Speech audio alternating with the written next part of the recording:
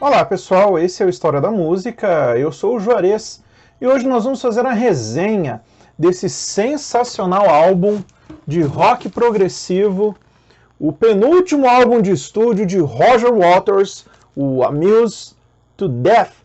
Um álbum polêmico, há controvérsias com relação a esse disco. Antes da gente falar dele, vamos pensar por que ele não deu muito certo, né? Bom, o Roger Waters ele veio de um sucesso estrondoso do Pink Floyd com The Wall e depois com um fracasso na época com The Final Cut. Isso acho que foi em 82, 83. E aí ele lança um razoavelmente bem sucedido álbum solo, The Pros and Cons of Hitchhiking. Esse álbum aqui vendeu bem, chegou a fazer algum sucesso, só que... sabe, quando o povo ficou assim, Roger, ficou bom, mas talvez tenha vendido bem, porque você viu ali na capa, deixou bem estampado, né? A voz e o contrabaixo do Pink Floyd. Esse nome, Pink Floyd, vende, meus amigos. Bem, aí o Roger Waters partiu para um segundo trabalho, e esse, meu chapa, é duro de engolir, hein?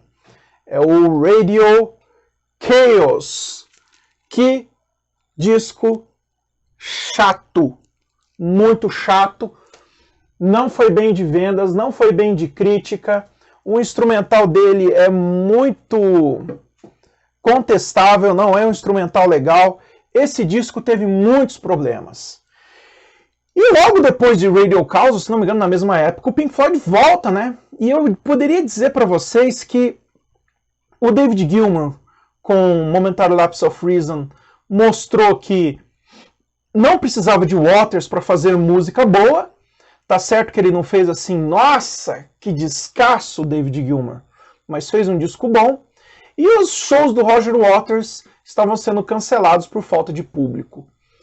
Eu acho que Amused to Death não foi um projeto bem aceito pela gravadora. Esse disco foi mal distribuído. Tanto que o vinil original é muito difícil de conseguir. Eu comprei essa cópia, a cópia é remasterizada. Eu comprei um CD lá nos anos 90, porque esse disco é de 92, e eu comprei esse CD aqui na época, comprei novo.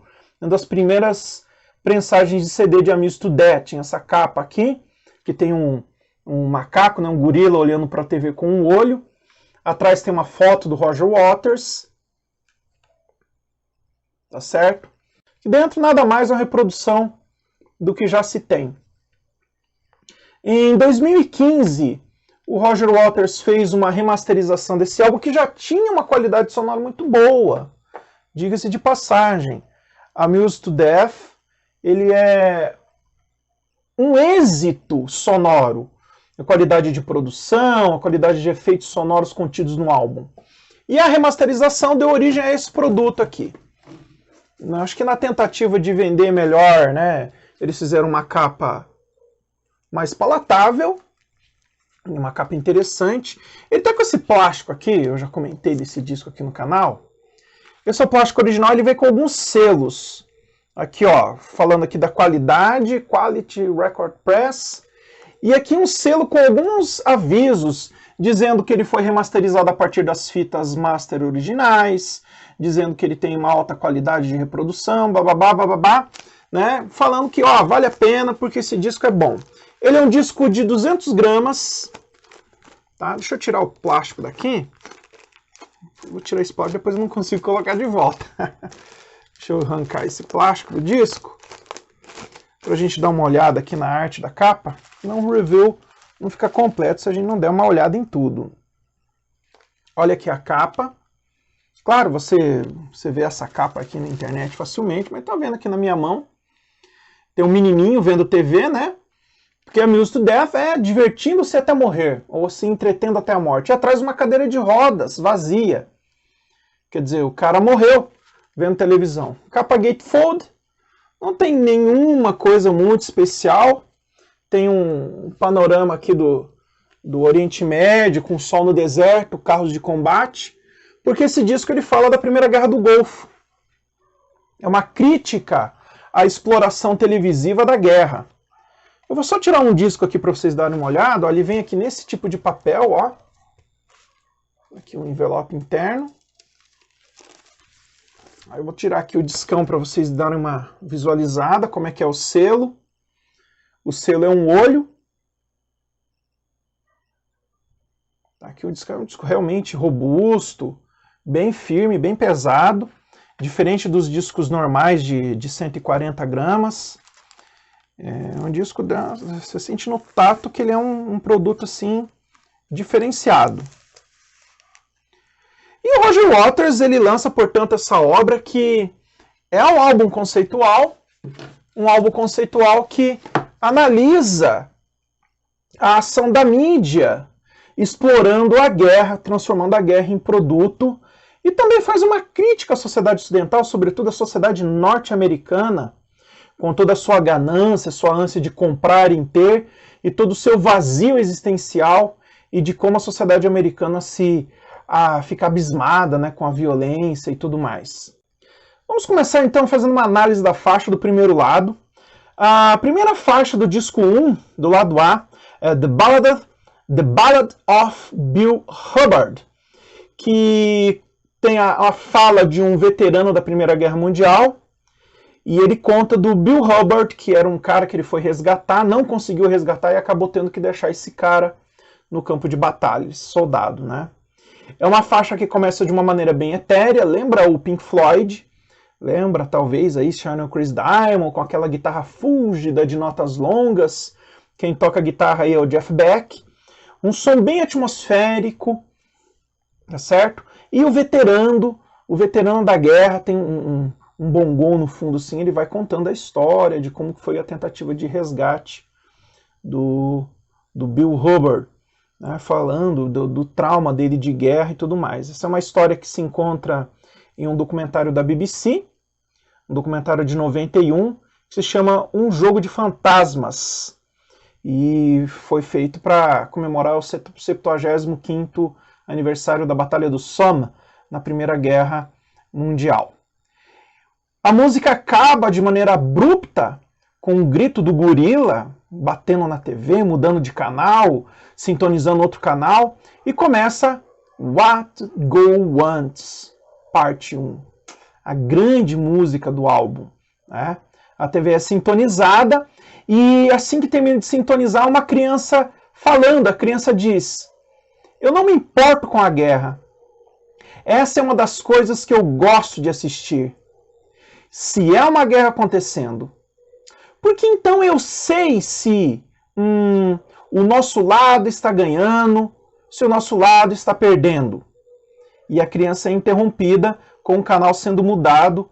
Não, aí sim o canal é mudado com a explosão do macaco. Perdão, falei errado, né? Não é antes, é depois que o menino fala que o macaco irrompe em fúria e muda o canal. Você já tem aí o tom irônico da obra, né? Do Roger Waters criticando esse negócio de fazer notícia com TV. Porque a Guerra do Golfo, eu era garoto na época, eu me lembro, ela foi chamada de Guerra Videogame.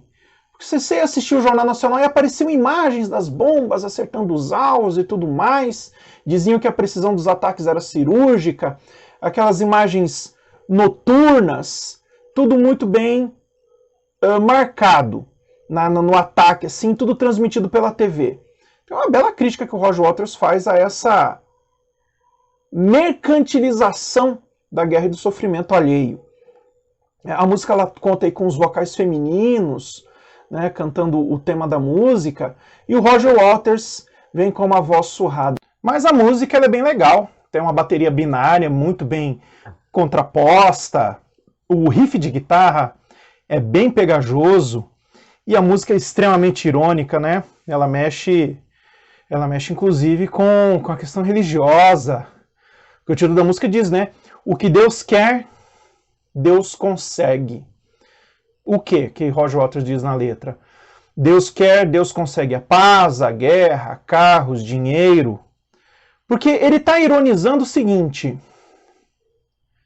se Deus existe, Roger Waters, se Deus existe, tudo que ocorre segundo a vontade de Deus, Deus quer a guerra, Deus quer a fome, Deus quer a destruição. É isso que o Roger Waters está querendo dizer nessa faixa. Bom, a faixa número 3 Perfect Sense Parte 1, ela é controversa, porque na primeira versão, nessa versão aqui do CD, tinha uma gravação inversa, uma gravação reversa de som de trás para frente, e com o Roger Waters falando, eu não li sobre o que era essa gravação, uma gravação inversa. Por quê? Porque originalmente o Roger Waters queria colocar um trecho do filme 2001, Odisseia no Espaço, do HAL 9000 falando, quando o Dave, o astronauta, está desligando o computador. E o computador vai falando, né? Stop, Dave. I'm afraid. Né? Eu estou com medo. Eu estou sentindo. Minha mente está parando. É muito tenso. Quando foi feita a remasterização, ele conseguiu direito. Diz que é polêmica porque o Stanley Kubrick, o diretor de 2001, queria ter usado Autumn Heart Mother no filme. O Pink Floyd não deixou. Aí quando o Roger Waters foi pedir para usar a música para o Stanley Kubrick, ele não deixou. O Stanley Kubrick faleceu, né, a família cedeu os direitos, não sei quem que estava com o direito dessa gravação cedeu, né, porque deve ter rendido uma grana para eles ceder a voz do HAL 9000 para gravar o disco. E é interessante porque em muitos momentos no disco, eu não me lembro exatamente, acho que eu vou chegar aqui nessa faixa, ele fala do macaco quebrando os ossos, que é a cena lá do 2001. Ele sempre fala do The Monkey in the Corner, do macaco no canto tomando notas, que também pode ser o macaco do 2001. A referência, quem assistiu o filme 2001 Odisseia no Espaço sabe, essa referência de que nós somos primitivos e influenciados por forças externas. Mas eu também diria que tem uma ideia do filme 1984, do homem que fica lá no canto, do Winston, com um caderninho anotando coisas proibidas. Bom, Perfect Sense Parte 1 começa com essa fala do HAL 9000 na edição remasterizada. E ela começa com uma guitarra hipnótica e sintetizadores bem marcantes. O Waters soa com a voz bem melhor nessa faixa, trazendo bastante elementos ali de rock progressivo e tudo mais. Né? O vocal do Waters chega até a ficar alto nesse momento, junto com vocais femininos, vocais soul, que o Pink Floyd usa ali, acho que desde Dark Side of the Moon, ele usa esse tipo de vocal. É uma música bem marcante e uma das melhores que tem no disco. É uma ironia muito forte a morte de garotos em campos de batalha, essa Perfect Sense. Né? Ela fala muito das matanças dos jovens dos campos de batalha e daqueles que enriquecem no mercado financeiro com as guerras, porque a Guerra do Golfo tem a ver com petróleo. É sobre isso que o Roger Waters está falando nessa música. E logo já emenda para Perfect Sense, parte 2. E continua a ironia dele falando do sentido de que tudo é dinheiro. Tá certo? Perfect Sense, tudo faz sentido. Ele diz assim, tudo faz total sentido. Expresso em dólares e centavos, libras, shillings e pence. É isso que o Roger Waters está querendo dizer. Tem jovens morrendo na guerra, tem gente inocente morrendo na guerra. Calma, tem um significado. É lucro. Guerra é um negócio de investimentos em matérias-primas, em petróleo e tudo mais, e é um negócio de mídia. É um negócio televisivo, a guerra. Então, e ele faz essa crítica aí da morte dos soldados sendo mortos aí, tudo passado na TV. E no meio da música é feita uma brincadeira muito interessante, porque é colocado um narrador de futebol com um comentarista narrando uma batalha, narrando um ataque da guerra. Né? Aí o comentarista até fala, o salário de um artilheiro na guerra é tantos por ano, fora as taxas, não sei o quê. E é uma grande ironia, querendo dizer que as pessoas apreciam a guerra como apreciam um jogo de futebol, um evento esportivo. Né? Bem, a voz de Waters nessa música começa bem cansada. Eu confesso que quando eu ouvi pelo CD até achei que era outra pessoa cantando. É uma voz assim, surrada mesmo, né, acompanhada por um piano. A bateria muito forte, muito marcada.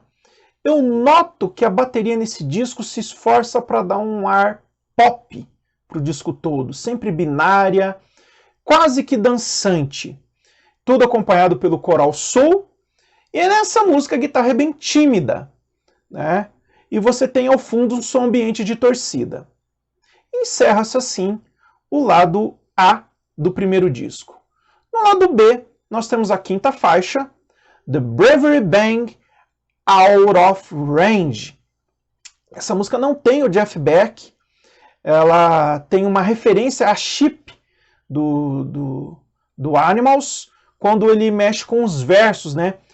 Em Chip está escrito: eu olhei sobre o Jordão e eu vi, as coisas não são o que parecem.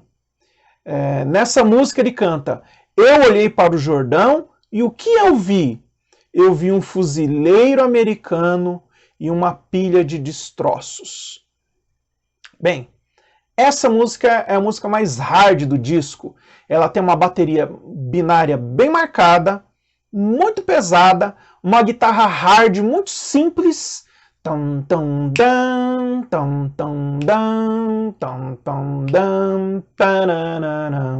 Uma música bem simples, muito radiofônica, muito bem cadenciada. Eu acho muito legal essa música, tá? Ela é bem radiofônica. É uma pena que esse disco não estourou, não fez sucesso. Eu acho que esse disco não estourou por causa disso. É um tema muito pesado, né? Roger Waters estava meio depressivo quando fez esse disco. Guerra, morte, e com muita acidez para cima dos valores mais caros da sociedade, sobretudo a sociedade norte-americana. E o refrão também dessa música é muito bom. Bem, a letra zomba das armas e da violência. Ela zomba do orgulho dos norte-americanos em vencer as guerras à distância. No refrão diz assim: jogamos um jogo com a bravura de estar fora de alcance. Ele fala isso na letra, do heroísmo dos americanos que jogam bombas à distância, que disparam à distância e não estão correndo o risco de serem feridos e matando pessoas à distância. Esse é a grande ironia da música, né? Roger Waters também ele vai me comprar uma briga com o que os americanos mais gostam, né? De louvar as suas vitórias nas guerras. Bem, a faixa número 6, Lady Home Tonight, parte 1, começa com pássaros, um violão e um som de jato, de avião de caça, acompanhado por cordas de orquestra, violas, celos e violinos, e muitos efeitos de fundo. Esse disco tem muitos desses sons de fundo que você ouviu lá em The Wall, in The Final Cut, in The Pros and Cons, e em Radio Chaos também. Essa música fala de um ataque dos Estados Unidos em 86 à Líbia, né? Essa música ela trata da perspectiva de duas donas de casa e fala de um piloto de F-111, tá certo? A letra faz referência a uma propaganda de jeans falando da americanicidade e tudo mais e do jovem do caça. Ele ironiza nessa letra o heroísmo do jovem que bombardeia e mata as pessoas em casa. As pessoas estão em casa e de repente vem um bombardeio e mata tudo. A música termina de uma maneira muito, eu não sei dizer, impressionante, porque mostra um cotidiano em casa.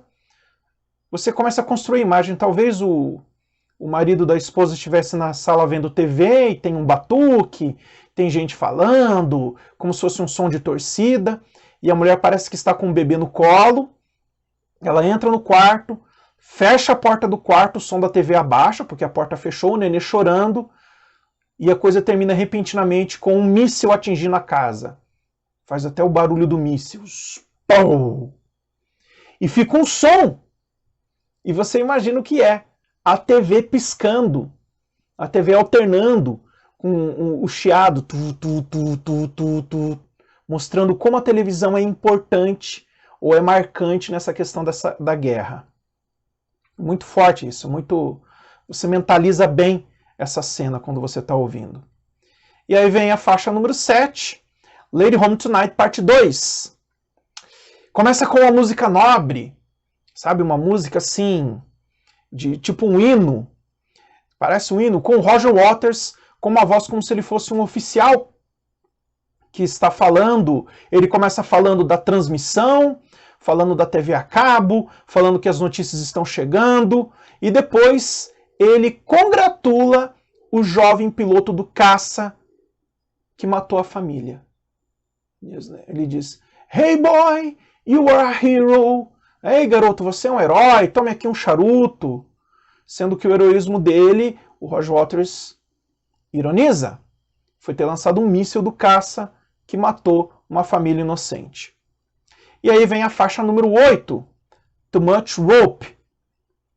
Começa com o som de um lenhador, dando machadadas na madeira. Parece que é isso, não sei dizer bem, né? Mas tudo implica que é isso. A cada machadada você tem uma expectativa feita com violinos. E dá a machadada.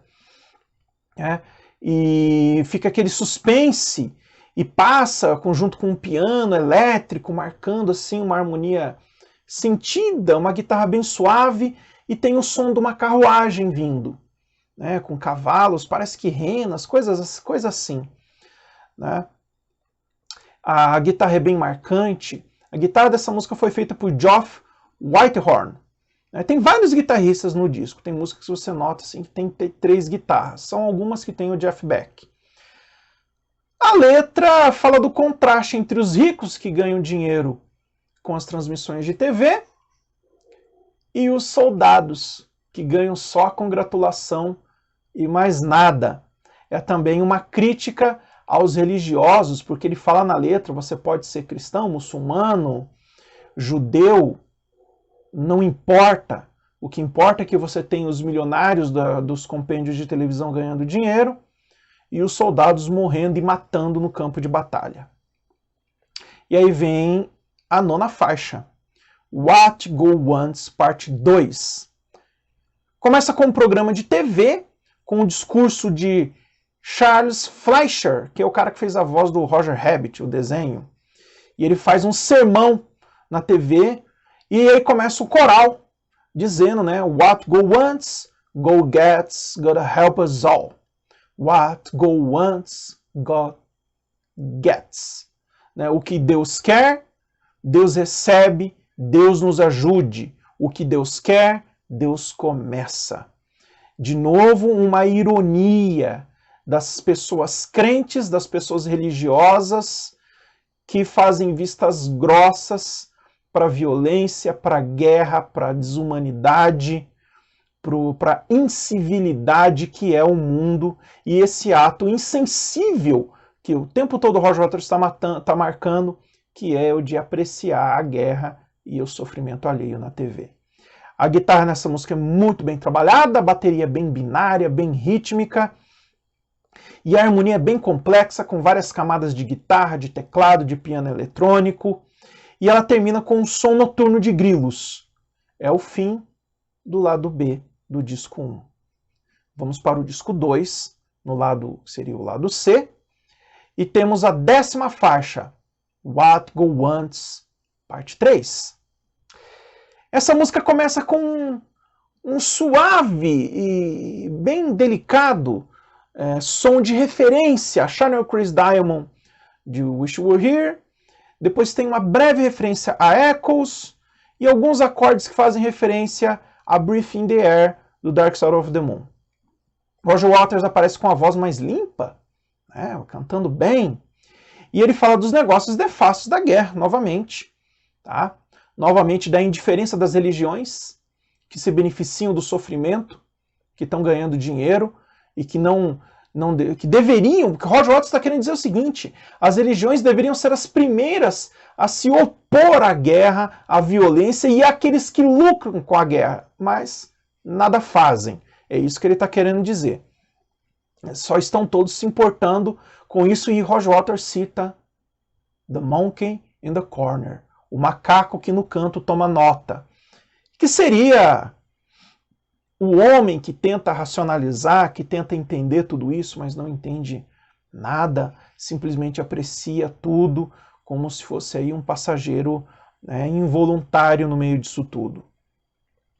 Essa música é uma balada, tem um belo solo de guitarra com notas longas, maravilhosamente executado por Jeff Beck. É curioso que em Broken China o Rick Wright chamou o Jeff Beck para tocar com ele, ele não quis, mas o Jeff Beck aceitou tocar com o Roger Waters. É uma música muito bela, muito profunda, com harmonia de corais e teclados. Música maravilhosa, maravilhosamente mesmo.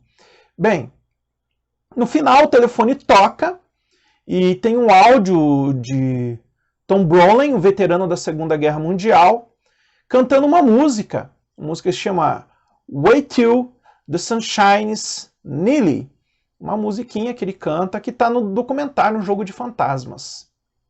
E aí vem a faixa número 11, Watching TV, uma música divertida, uma música bacana, muito radiofônica. Ele faz um dueto com Don Henley, do Eagles, e ele fala de novo da influência da TV, né? Da influência da mídia sobre a violência, mas ele marca especificamente, ele sai da questão da Guerra do Golfo e tudo mais, e ele fala de protestos que ocorreram na China, na Praça Tiananmen, ali no final dos anos 80, e a letra é muito linda, porque ele fala de uma menina, a Rosa Amarela, que morre, porque o exército chinês, em protesto, em reação a esses protestos, tive ali no final dos anos 80 uma onda de liberdade, de protesto na China, a juventude querendo mais participação. O que o governo chinês fez? O governo mandou o exército abrir fogo. Morreram milhares de jovens. E ele fala dessa menina, a Rosa Amarela, que morreu com seu vestido sujo de sangue. É uma música bacana, uma música com uma batida de violão. Existe um contraste irônico da história triste da menina que morre, baleada pelo exército da China, o exército do governo de Chiang Kai-shek, e o contraste com a alegria da música. Muito forte essa letra, uma música muito boa mesmo, sensacional essa música. Bem, depois de Watching TV, que é um dos pontos altos do disco, uma crítica à China comunista, à ditadura, vem Three Wishes, 3 desejos, né? É uma balada arrastada, com uma guitarra soul, assim, eu não sei bem definir, a bateria tocada com vassoura, aquela caixa arrastada, um som de piano elétrico, e fala de um gênio que concede 3 desejos a um homem. O homem pede paz no Líbano, mas ele não consegue trazer a sua esposa de volta. Three Wishes também é uma música muito bonita. E aí chegamos à parte final do disco. Chegamos ao lado D do disco 2, o lado B do disco 2, o lado D, né? A faixa número 13, It's a Miracle. Começa com piano e órgão, criando uma atmosfera fantasmagórica. Tem belos corais, né? Uma guitarra bem aguda, assim, que vai aparecer no final, com notas longas. E Roger Waters canta com uma voz bem alta, como ele fez em The Wall, certo? Uma saúde na voz, né? E o que ele canta nessa música? É outra ironia. Ele canta o milagre da raça humana se civilizando pela ação do mercado. Essa música é uma grande crítica ao mercado, que induz as pessoas a quererem só consumir, só ter, e de que isso não é civilização. Viver em prol do consumo, da compra, da conquista de bens materiais não é ser civilizado. E ele ironiza, esse é o milagre da raça humana se civilizando pelo mercado. E aí, nesse último lado só tem 2 faixas bem longas, It's a Miracle é bem longa, e você tem a faixa título, Amused to Death, se entretendo até a morte. Uma música bem complexa, harmonias complexas. Ela começa com uma base de cordas bem cíclica ao fundo, um piano elétrico, uma melodia muito bonita, e o Waters cantando junto com um backing vocal soul. A música começa com uma frase incrível, dizendo: Doutor, doutor, o que está errado comigo? Essa vida de supermercado está ficando longa demais. Ou seja, a vida moderna, a vida que Roger Waters chama de vida de supermercado, uma vida baseada só no ter e não no ser, acaba se tornando um tormento, vazia, sem significado, torturante. É a vida das pessoas modernas que se entretêm até a morte, que pagam para serem iludidas e não vivem uma vida autêntica, não vivem uma vida civilizada. Olha, honestamente, eu acho que se Roger Waters estivesse acompanhado de Dave Gilmour, Richard Wright e Nick Mason, esse poderia ser um dos, se não o melhor disco do Pink Floyd. Porque esse disco é fabuloso, ele é excelente. E ele conseguiu superar as falhas de The Pros and Cons of Hitchhiking e de Radio Chaos, chamando uma equipe de músicos de primeira e chamando um guitarrista de primeira, que é o Jeff Beck.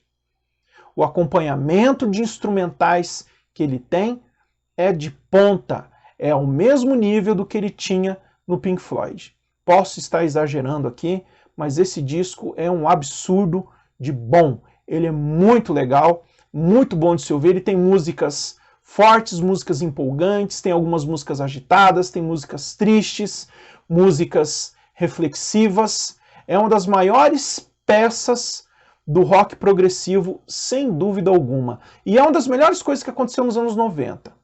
É uma pena que ele, digamos assim, ele flopou. Ele não foi bem, não vendeu muito bem na época. Alcançou aí o 4º lugar na Inglaterra, mas os Estados Unidos não se colocou muito bem. Por quê? Porque, via de regra, é um disco triste e é um disco que critica aquilo que os americanos têm de mais caro, que é comprar e vencer guerras. Bom, é isso aí, pessoal. Se você gostou desse vídeo, deixe um like. Se você não gostou, deixe o seu dislike também. E deixe o seu comentário sobre essa obra se você conhece Amused to Death. Antes de eu encerrar, eu queria agradecer ao meu amigo Elton Zobis, que foi quem sugeriu fazer o review desse disco. E agora sim, como eu sempre digo, vamos colecionar, porque colecionar é cultura. Valeu!